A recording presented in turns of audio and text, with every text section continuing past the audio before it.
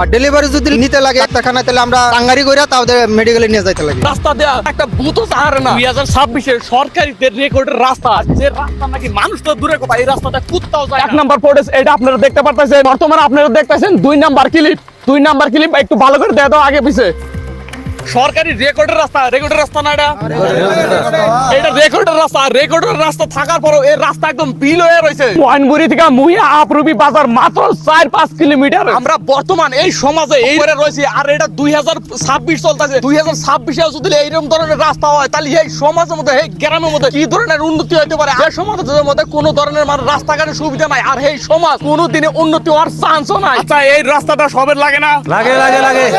Urgent কোনো সমস্যা হয়, কোনো ডাক্তারখানা যাওয়ার কোনো সুবিধা নাই, ভালো একটা গাড়ি চলবো না, কোনো সুবিধা নাই, যদি একজন রোগীর হাফে কাটে এই রাস্তার মধ্যে মরে যাবো, কিন্তু হসপিটালে যাওয়ার ভাগ্য হবো না। এখানে ডেলিভারি হলে ডেলিভারি রোগী নিয়ে যাইতে পারে না, যদি মাখ হয় 1800 টাকা থাকে আঙ্গ, এখানে মাখ হয় যাই 1400 টাকা। তাহলে রাস্তার জন্য আমরা কোন্ডেলে 200 টাকা 300 টাকা কম পাইতেছি। মানে যদি আমরা এই যে কর্ম করেও খাবার চাই, এই রাস্তা হানির জন্য মানে করে যে এটা কর্ম, এটা বিফলে জায়গা। এইটা রাস্তার অবস্থা, যেটা রাস্তাতে কিন্তু খ্যাত ইউজ আছে, তাদের এই রাস্তা লাগবে না।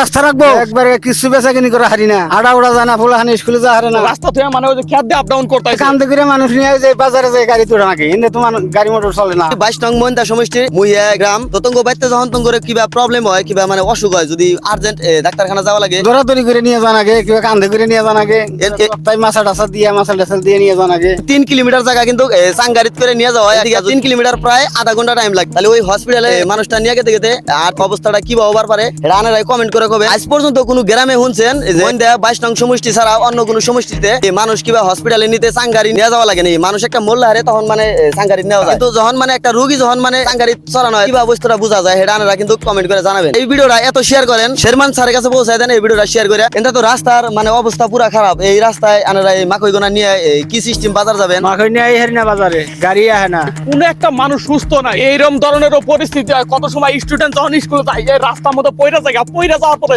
তার স্কুলটা মিস হয়ে যায়। বরফাটা যাই আমরা কমপ্লেনও দিয়েছি ডিসি অফিসে, এটাও আমাকে হয়তো ভ্যালু করে নাই। জেলা পরিষদে দিছি, তাও এই কাজগুলা করে নাই। প্রেসিডেন্ট মেম্বার যে আসিল তারাও এইসব কামগুলা করে নাই।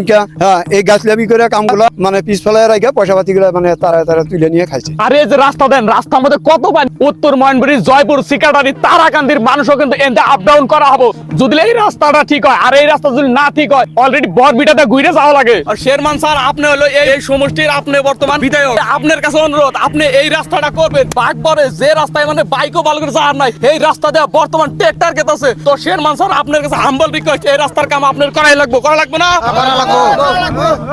শেরমান আলী স্যার জিন্দাবাদ।